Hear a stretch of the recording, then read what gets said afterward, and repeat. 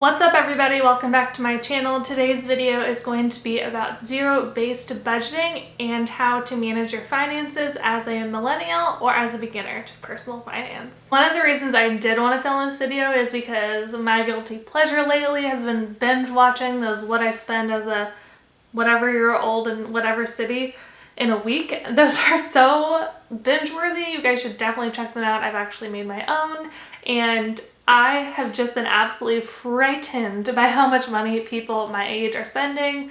Millennials are spending way too much money on Postmates and like $300 a month gym memberships, and just like so frightening. And I was like, people need this video. We need to be more financially responsible. So that was really the motivation for this video. My name is Hannah if you're new here, and please be sure to hit that red subscribe button for me to support me and my channel, and give this video a thumbs up if you liked anything that I said here.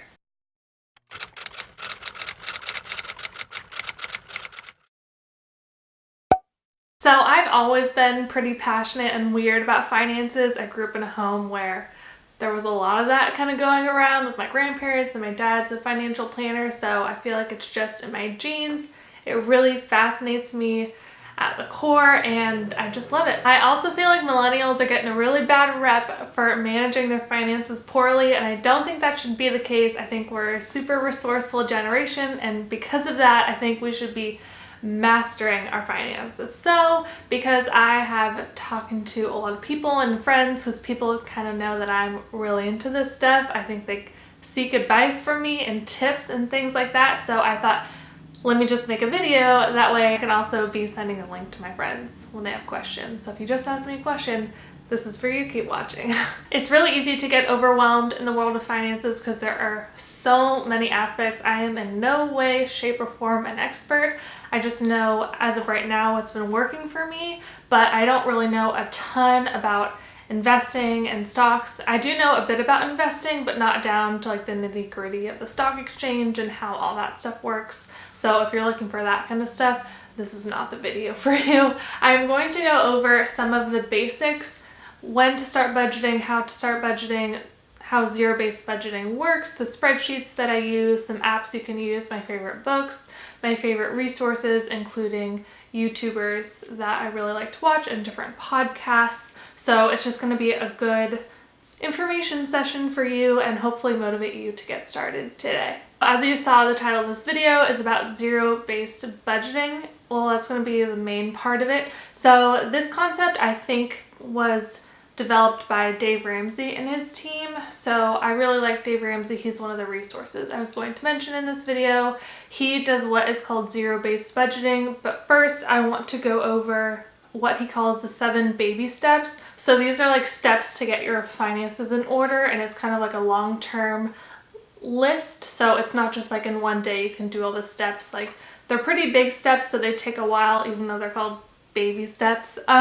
So I wanted to read off the steps just so you can get a good idea of what I'm referring to when I keep talking about the baby steps. First is save $1,000 for an emergency fund. So an emergency fund is exactly what it sounds like. It's money that you have in case of an emergency. So if you have a car problem, a health problem, something that happens that's unexpected, which those kinds of things do unfortunately happen, you have that extra $1,000 in your checking account or savings account, whatever you find easily accessible.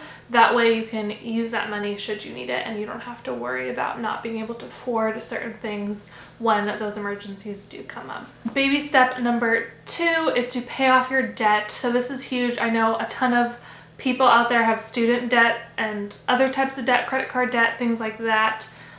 So this step is to pay off your debt. So this step obviously is going to take quite a while for people who have a ton of debt. So he has a program that's called the Debt Snowball. So you start with your smallest debt amount and you pay that off first and work your way up to the bigger amount. So the idea behind that is that it motivates you and it allows you to actually check things off the list rather than starting with the biggest one, and it might take you a ton of time. You might get discouraged and then you might end up giving up. So by starting with the smallest one, you're just going to start knocking things off. If you have like smaller credit cards and then maybe a student debt, you would start with the credit cards first and try to tackle those in the beginning.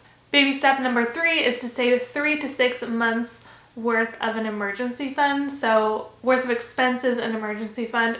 The first baby step was to save $1,000. So then baby step number 3, you're going to up that emergency fund to 3 to 6 months of expenses that you could live off. For example, if you got terminated or something from your job, you would be okay for at least 3 months because you did have that emergency fund set aside. Baby step number 4 is to save 15% of your income towards retirement. So this can be a variety of different things, a 401k, a Roth IRA, different stocks and bonds that you choose, and so on. So I'll get into this in a little bit.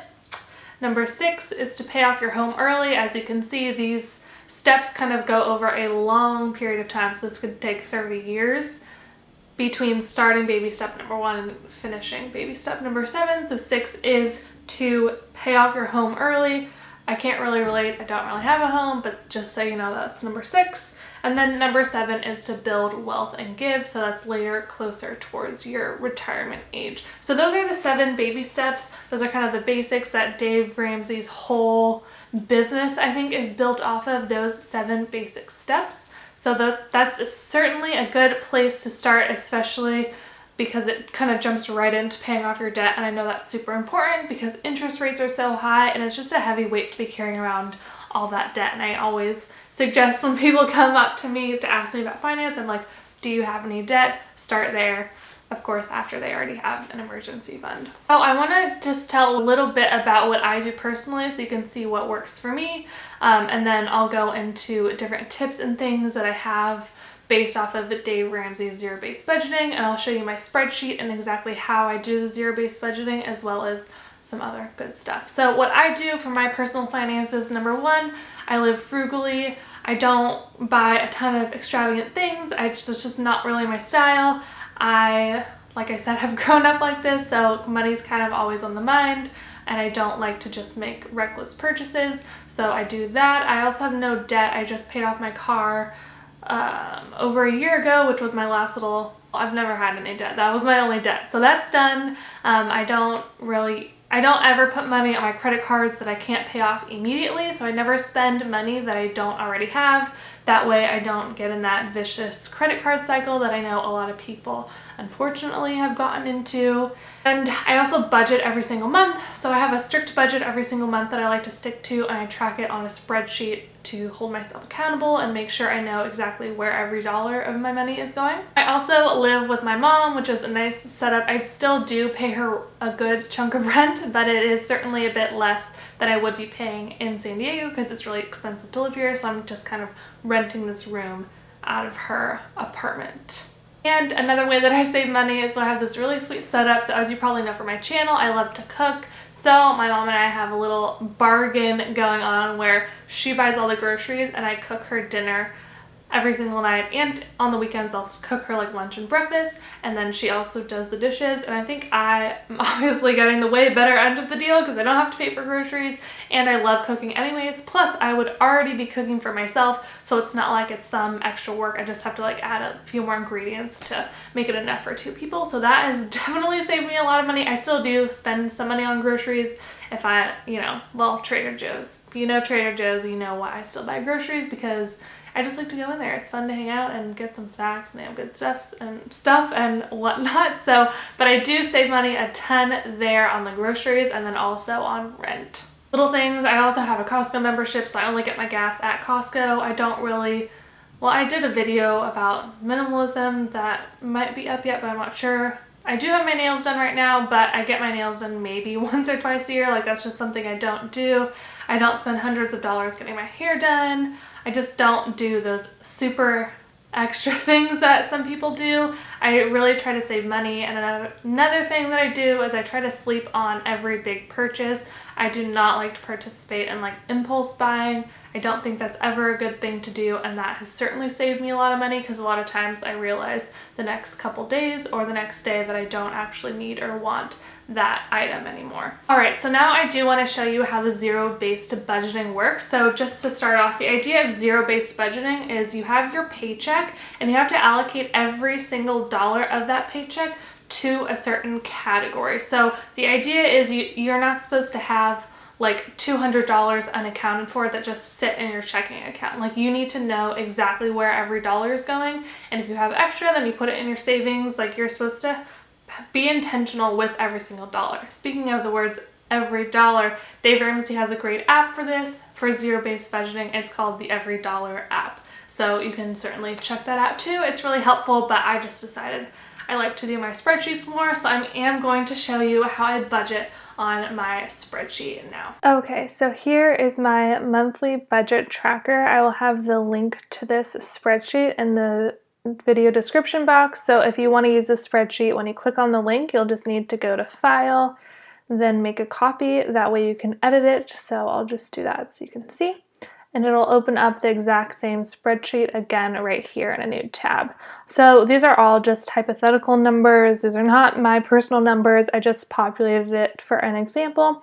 So this is what I use. This is kind of the main page. So you'll see up here I have monthly income, monthly savings, net income after savings, and then here's all my expenses, and here's the monthly budget. So under, so you can see tithing, I have budgeted $40, and rent, $500, utilities, transportation, and so on. So I put in here the amount that I am going to budget for. So the total of all these items needs to equal your net income after your savings account, or if you're on baby step number 1, it would be like after emergency fund. So this number needs to equal this number. So once you have all those, it'll create a sum for you here, and then over here you have actual spending. So where these numbers are coming from, you go to this tab down here called Expense Details, and once you go, you'll see the breakdown of these. So for example, utilities, I just put gas, water, and electricity. So let's say, for example, I just had $22 for gas, $67 for water, and $40 for electricity. So you can see the total there is $129. So now when I go back to the spend tab, go to utilities, and you'll see it populated that right here with the $129. So you can see how that affects your budget. I have what I was budgeted for, $60, but I actually spent $129. So then over here, it's telling me that I'm over budget. So when the actual spending is greater than the monthly budgeted amount, this formula over here will say over budget, and then when it's reversed, it'll say under budget. And then down here, we'll take the total of all these items. So some of them I don't have a formula, for example, student debt, because usually you only have one student debt, I think. I don't really know, but not for multiple locations. So I'll have one that just says $200. So you'll see over here, there's not a student debt section. So I just put a bunch of examples. You can always add cells, delete cells. So for example, if you don't want to have this section, you'll delete the cells and then you'll shift the rest of them up. So it just deletes that. And then you can always copy a whole section like this and then Control V, paste it there, and then you can change it to whatever. If you want to add another line, it's completely customizable, and then you can copy my formulas as well. So it's super simple, and I really love it. So I go in pretty much once a week. As you can see, I have it separated out by week. So this way it is letting me see the breakdown of everything, where my money was going, and then this is my own personal version of my zero-based budget. So I do have one of these, like 2 sheets for every single month. So you could just title this January budget or whichever month it is, and then just copy it again and create a new one for the next month. And you can even do that on the same sheet. Just create two more tabs for the next month. Again, you can definitely download this and use it for yourself or customize it or just create your own. I swear she wants to be in every single video. Oh, baby. Oh. Okay, so now that you've seen my budgeting spreadsheet, I do want to show you or share with you some of the resources that I've used just to educate myself about finances. So first I'm going to go over some books that I like. I don't have all of them here because I've lent them out to a lot of friends. So I'll start with the two I have here. The first one, this is great for beginners. It's called The Latte Factor. It's a really cute and super easy read. I literally read this in one day and it did not take the whole day.